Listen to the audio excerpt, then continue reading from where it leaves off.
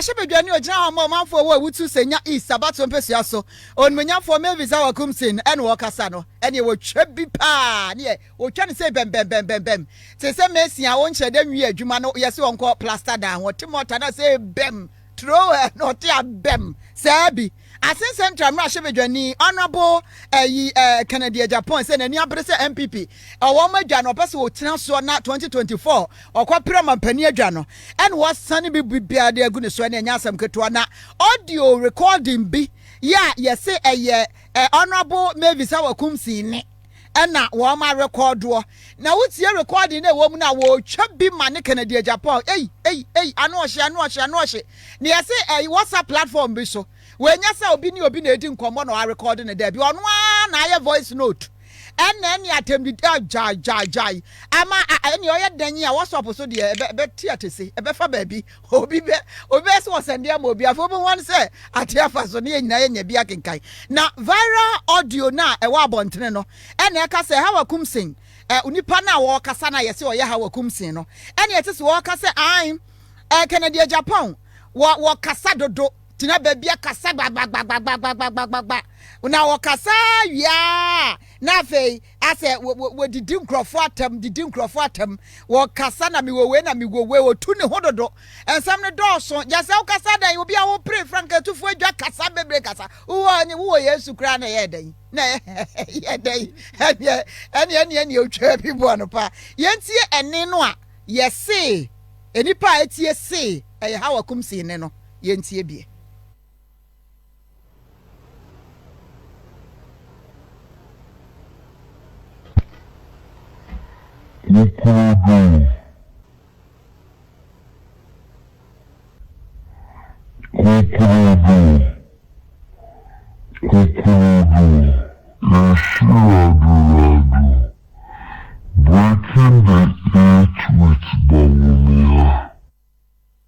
Mosomfo mabawa Mavis Awakumsi and maba platform issue. Monim say nye usual of me. Say meta aba platform so sa. Na ndedie emi say mabaso. Mebra Ibrahim Apia. Ene mebra Samuela. Emi say moye banta ewo platform so. Apia wan kasa yi. Ni akoso wa hai ni na no mentam pesa meka wasam besa bisa be minim sanka brapia menim same de sania menim ni age betu de minim sa wo de sabi wani afika kra tinka wo ye panyi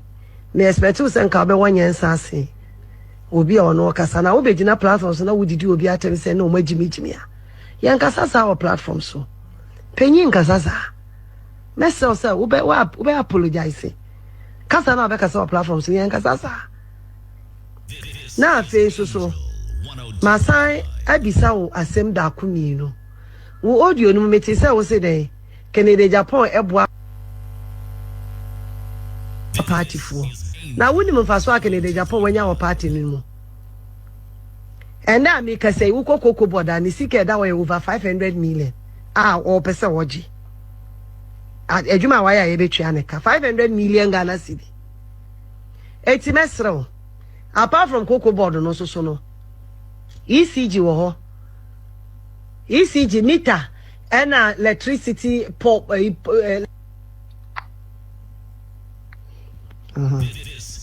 yeah it's na asama na make no rapia eti apart from cocoa board no so no electricity poles lights ne meter ono na o supply fitikufu abreso eneni na ono anoda so yesa adwuma no eti party na aboa no enam party no so no nya ni sika sabi enemi tuwe hawa kumsi me ntumi ba me ya ade ma party na me begina ho nye dede se ma ya ade ma party because na me wo misika kra na obi anim me party na ma ye be hu me party no so na meeting ade ye ne ame lesro me bra pia sana me di kan kan ye no enti we dia we kra dia se ono aboni din dada ai wa boni din ai na ye nkomo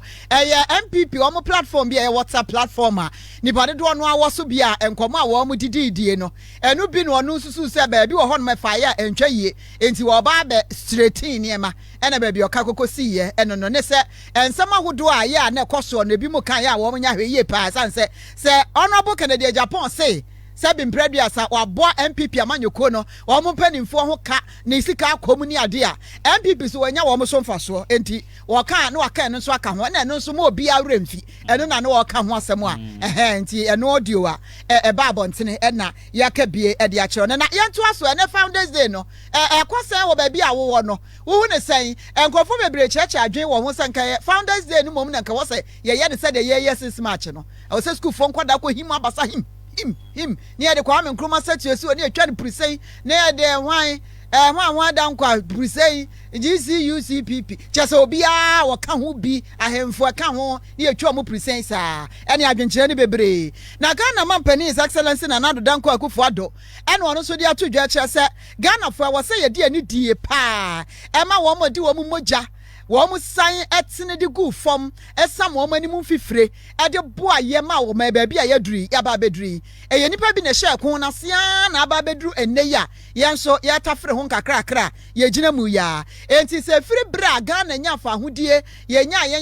ye fa hodie ma ye ya de hyeman e ma enu akire e de koso de na nso man ne bekuta ye ne a Kwame Nkrumah peso ene wo ma aka UGCC de obeye ye ene obia de obeye ye ne ye mfa ni die emma wo munyina we ye nsam a Ghana mampani his excellency na nado danko akufo ado wono de ma Ghana fo nyina ede emma ye nyina afinhia pa na ye didi Founders Day enne no na sanse bi woni nyina akokoto ni Facebook page so a na wo kire mu sa de a kire ne wo kan ya boso a se Ghana mfia duosia ya se ko pension e nipa enka ko pension emfia nsia nie no ya yeguso a ya sa ye na yegu table so a ye gye ya home da bia no wase aniema hodo bebre ko so ya no ema ye bedru sa abre wase afri sa bra ye nya ye fa hodie besi ne no bibiman bia ntimi nsa ye ho se ye Ghana ye ne ye the beacon of Africa ne se ka oman ya wotimi bie kwan de ma amafofra ye nya etinka Ghana de enke te se yi donko a yakwa akosi no yi yakwa ya amamre se obi ba ewu da bia enti yensi ne nyina baako na baako ni gina na waje wo madi akire nyina nkwa nti Ghana de sa na ase ya kwa akoye ene ye mrane ne de waboye bia ukọ ni Facebook page won ma waboye nya na eno ho nsem no ena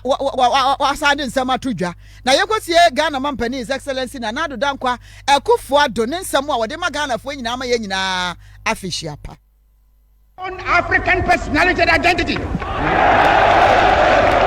is the only way in which we can show the world that we are ready for our own battle. But today, may I call upon you all that at this great day, let us all remember that nothing in the world can be done unless it has the purported support of God.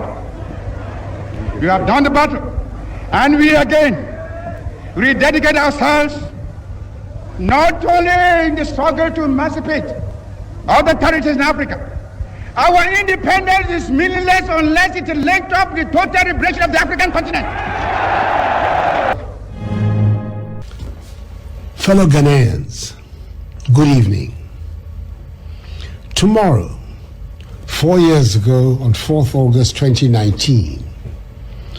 our nation commemorated the maiden edition of Founders Day, a day set aside to recognize the contributions made by successive generations of Ghanaians across many decades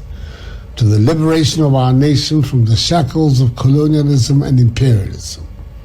and the founding of the new nation state of Ghana. 4 years on, it is good to see that the needless controversy, spurred on by largely outdated political considerations, that initially embroiled the celebration of this day, is being gradually set aside, as more and more Ghanaians now come to appreciate the collective effort made by many Ghanaians to the process of gaining our independence. 4th August, in the life and history of our nation, is one of utmost importance. It is indeed a sacred day. We must remember the sacrifices made some 126 years ago when a group of our forebears formed the Aborigines Rights Protection Society in Cape Coast on 4th August 1897